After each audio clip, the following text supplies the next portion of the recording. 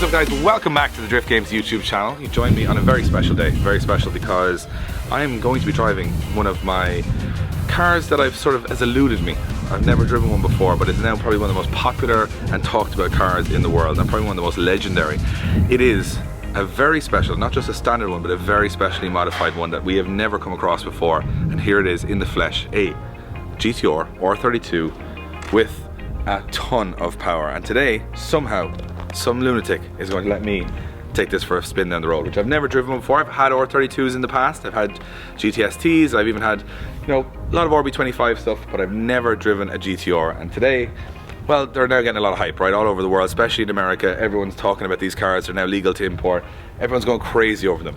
But are they kind of overinflated hype, or are they actually as good as everyone makes them out to be? Well, today, I'm going to make my own mind up with you guys watching on.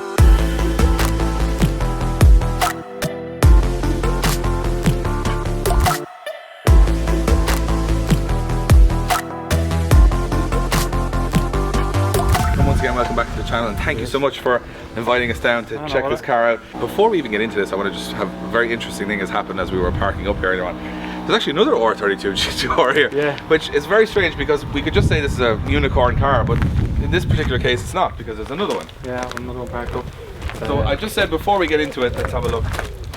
We also have a very nice JZX here as well, which is in for a bit of cleaning detail. Yeah, a bit of TLC, yeah. It's a very nice car as well. Yeah, it's my friend Dave's car, yeah. It's very nice. Very interesting nice arches on the side of it as well. A really, really nice car. Very tastefully done, yeah. Yeah, very, very. And then here we are, another one. A V-spec, yeah. A V-spec R32 GTR. Yeah. Doesn't even have a registration plate on it. Not at the moment now. So this is a car that was imported and just left there to just chill. Yeah, it's actually my old boss. He's a big GTR man, and this one's just to the side. It's been parked up for a while in the garage and stuff like that, and he wants to take it back out, so he comes out here very often, so it's here now and he's going to bring it in and do a bit of work on it very soon. So it's kind of just been waiting for a bit of a transformation. Yeah. So in your garage you have two at the moment R32 GTRs, one a V-spec in silver. Yeah. And people all over the world are like, these are the rarest car now to find, and you have two of them here. So that's just what I wanted to show you guys, that it's not only is it crazy that we're going to drive one of them, but we have another one here as well, so that's pretty awesome. And some nice other cars around the place, which you'll have seen in the last episode. So if you haven't checked out the last episode of what was in the garage and us driving an Impreza and checking out Steve's Super, go back and check that episode out. It was very, very cool. You might not know, cheeky to ask you how much you bought the car for. Sub 3 grand. Sub 3 grand for a Toyota Supra. There's anti-lag. There's an anti-lag button. They said not to press it. Should I press it? Go on. We should press it. Now it's got anti-lag.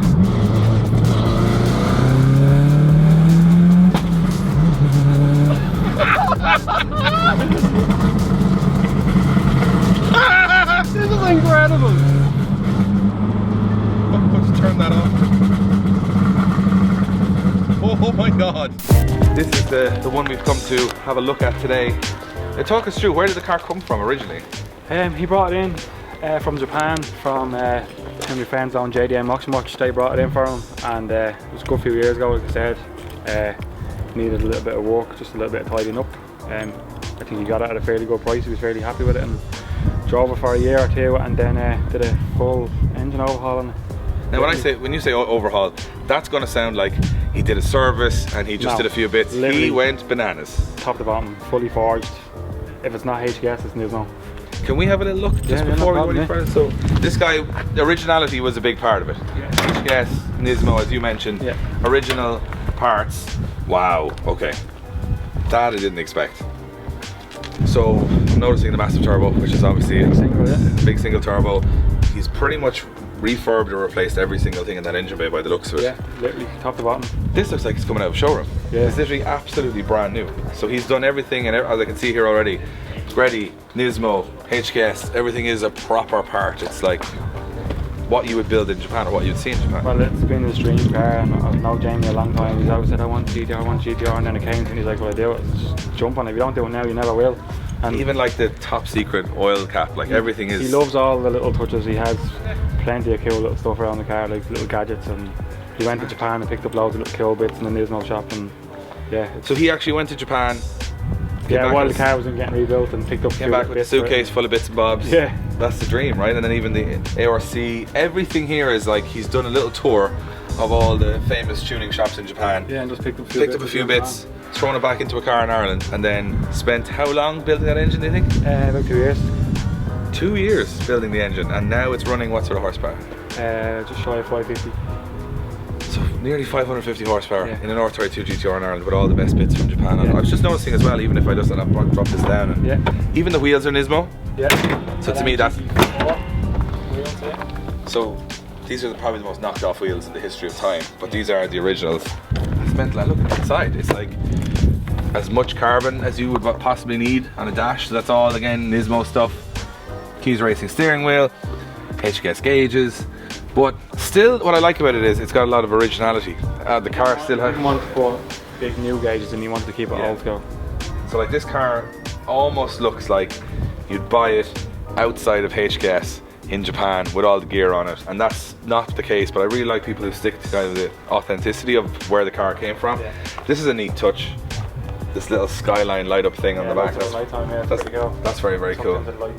But what I really like about it is just, it's like, it looks to me like it landed like this, which it didn't. Very subtle. Subtle, but there's nothing subtle about 550 horsepower. It's subtle on the outside. Yeah, exactly. So today I'm going to drive a GTR R32, not a normal one with 550 horsepower. I've never driven one before, and I'll be honest, I don't understand the hype to a certain extent, and maybe that's because I haven't driven one. You will. That's what's going to happen here today, and I think this is kind of my journey of saying, if you can find someone silly enough to let me drive one, I might understand why they're so expensive or why people are so obsessed with them. And I've driven a couple of different types of Skylines and Silvias and all that stuff. I've never driven a GTR, and today I'm a little bit nervous, but I'm going to hop in, take it for a little spin down the road. Blaine, you're going to hop in with me and we're going to see what we think. Have you ever been in a 32 GTR? Never. Never. So this is like I suppose we've looked at enough of them now, we might as well take one for a spin. So we'll hop in, take it for a spin.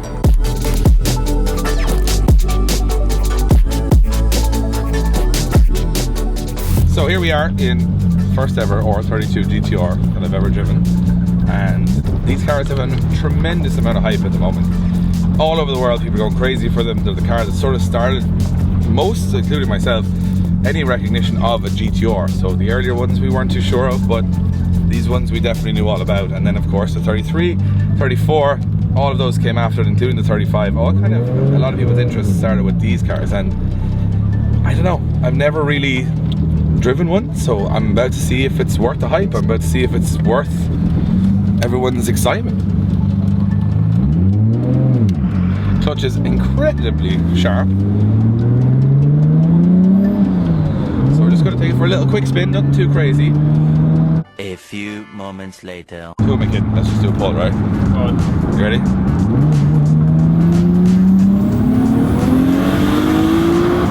Wow! Okay.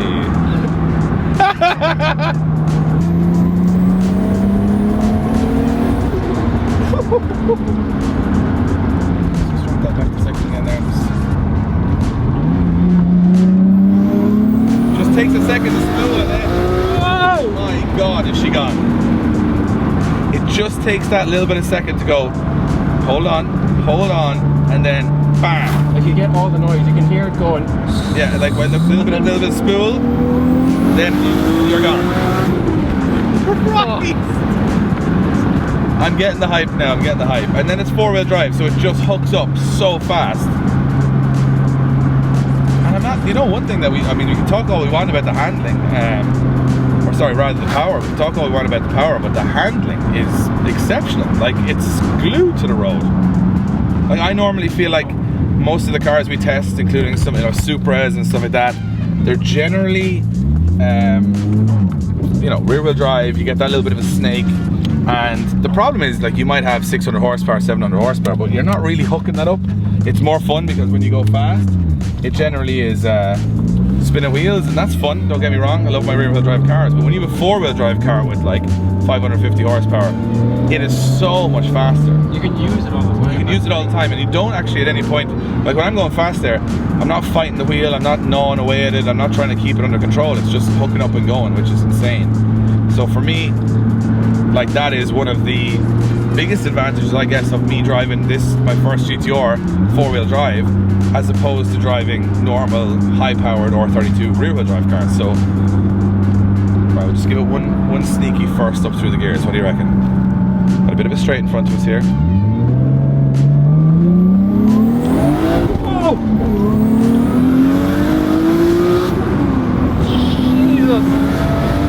My God, that's terrifying. Whew. That is incredibly fast. Like, we were way there a minute ago, and now we are way over here. That is mental. And I love the inside. It's very simple. All the gauges, very informative. You can see everything you need to see when it comes to temperature, boost, everything like that. This car's running pretty high boost. And all the little trick pieces of Nismo and HKS stuff in here. It does feel like you're driving a very, you know, originally built by HKS or any of those companies in Japan car. It's incredible. Wow. Oof, just take a moment now. That was actually a bit frightening. What's up, guys? Sorry to interrupt this video, but I want to give a big shout out to one of our main partners here at Drift Games, Link ECU. Now, we run Link ECU in our cars all the time, and they're an incredible piece of kit. These little boxes, you know, you get the most advanced tuning software, you also get to monitor your car at the track, and we've found it the most helpful thing we've ever put in a car. We get the best out of each of our drift cars and road cars with these, and they're also run by the best drifters in the world, like the guys from the Drift Masters European Championship. If you want to check out the full range of Link ECU products, go onto their website, and I'm sure there's something for your car there right now.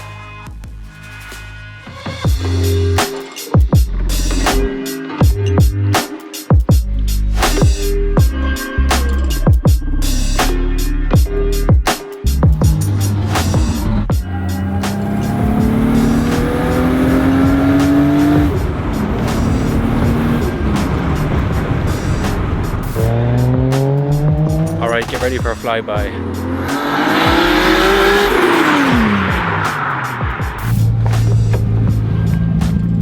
What a car. That is absolutely outrageous.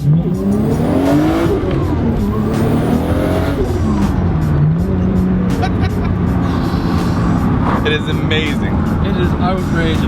Absolutely crazy. Okay, I'm convinced. I want one now. Like, such an experience to drive. Like, most of the time you'll spend your time driving the car and go, that's quick or that's not quick. It doesn't really matter how quick it is. It's just, it feels like an event. It feels like something you want to do over and over again, and that's probably the most important thing. It's not just about, you know, how fast it is, 0 to 60. It's about how it feels, and for me it's a lot about how it feels with cars. And if they make you feel alive, if they make you feel young, if they make you feel on the edge, that's exactly what this car does. It's an incredible piece of machinery. So let's park up, let's take a moment, and let's say goodbye to the GTR.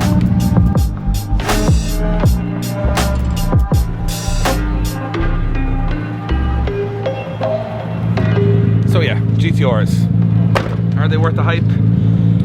Yeah, the answer is yes, especially like this, when someone spends so much time and effort to make it seem almost a better version of the standard car. Hooks up amazing, takes a little bit for the turbo to spool, but once it comes on boost, it is the most addictive thing in the world. And I want to thank the guys here at JC Auto Care for the last 2 videos showing us some incredible cars.